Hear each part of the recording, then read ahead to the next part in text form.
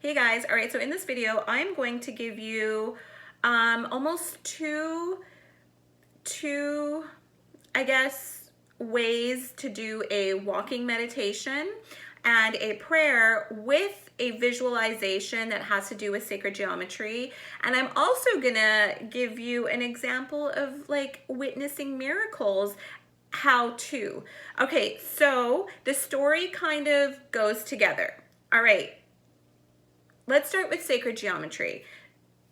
Um, I guess for like the last week or so, I have been guided to look more into sacred geometry. What is it? How is it formed? How does our world revolve around sacred geometry? So I've been doing that.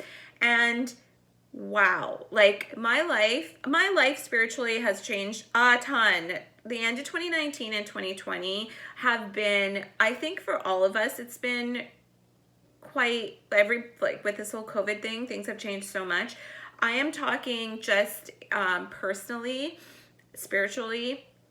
So sacred geometry came to me, and basically sacred geometry is the imprint of everything that we do in numerology and shapes and sizes. In like, for example, no snowflake is alike, and the pattern of snowflakes, it has a sound vibration, and it also has the geometry within the snowflake is sacred to itself.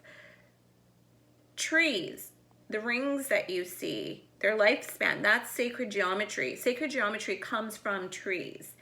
I'm not going to go into that right now, but what I was guided to do was to start using symbolism instead of like words like on this whiteboard. So I have a couple of whiteboards, and what I did was I don't question things, I just follow my guidance. So what I did was I erased the whiteboard and I drew out like whatever I felt like drawing.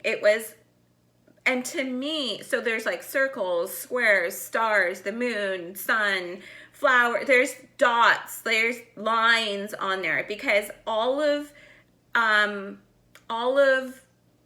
those patterns created this beautiful image. I have like the figure eight going this way and that way on my board. I have numerology on the board. I do have words as well, but now what that's done for me, and you can use this as well, is that image has created, I have three major things that I want to get done this year. And what that has done is now I don't have to say, when I'm doing my mantras, it's so easy because I no longer have to say all these things that I want to get done. All I have to do is when I'm walking, all I have to do is say, I am that I am. So when Jesus, said, I am that I am, people, it's very misunderstood. What Jesus was saying was, I am that, comma, I am. So, for example, if you look at a tree, you can say, I am that, comma, I am. Because we are all one. You are that tree as well. So that's what Jesus was trying to say when he said, I am that I am. So what I do when I go for my walks, and you can do this too, is all I say is, I am that I am. And what I think of is the sacred geometry and the patterns that I formed. I don't even have to put it in words. In my mind's eye, I see that, and all I have to say is, I am that. Visualize, I am. So that's kind of like it's past even vision boarding. I think that, you'll have to believe and have a little bit of like spiritual awakening in you to practice this. But if you can do it, it's amazing. It works. The reason I know it works is because I love testing. It's just the analytical academia kind of side in me. I love research. I love stats. I love testing. And so the same goes for the spiritual world, right? Even though I'm in a flow state right now, like 80% of me is usually in flow state. And I can say that with confidence because I test it. So what I said so when I pray, when I really want shit to get done, I always pray to the goddess. To me, the moon is the goddess. I love God. I love the sun too. We need the sun. But she is like, the reason I pray to the goddess is because the moon energy affects the water within our body, right? So if we have too much anxiety, did you guys feel the full moon, by the way, in April? Did you feel all the anxiety? I could feel it from the moon energy of other people. It's because what happens is so we are sacred geometry. Our cells have certain patterns. Our liver is made up of tissue with sacred, like the veins run a certain way. Our chakras have their own sacred geometry imprint within them. So as a whole, we have an aura outside of ourselves that is round. Like I see that as the goddess when you can access it. But it's all, and the tears that you create in your aura because of the pain and suffering that you go through in your life create a pattern, geometrical pattern that can be of low vibration and suffering, which will in turn activate the law of attraction and bring you more suffering. That's another vlog though. So we are a sacred geometrical pattern. That's our DNA. The circular patterns, what we hold, it's all sacred and it's geometry. Why did I bring that up? Oh, the reason I brought that up is because,